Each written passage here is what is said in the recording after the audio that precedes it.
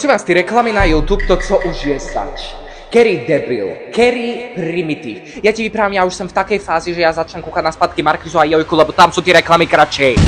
Co ti dáva? Ja si chcem ísť kúknúť jedno 15-minútové YouTube video a z toho 6 minút mám kúkať reklamu. A ona sa nedá preskočiť. To je na tento najkrajší, to najlepší čaro. Ty to nemôžeš ani za poslednú kurvu preskočiť. Keď si poznáme taký ten pocit, že si spravíš nejaké chálo, chceš si k tomu pustiť nejaký film, seriál, video, to je jedno co.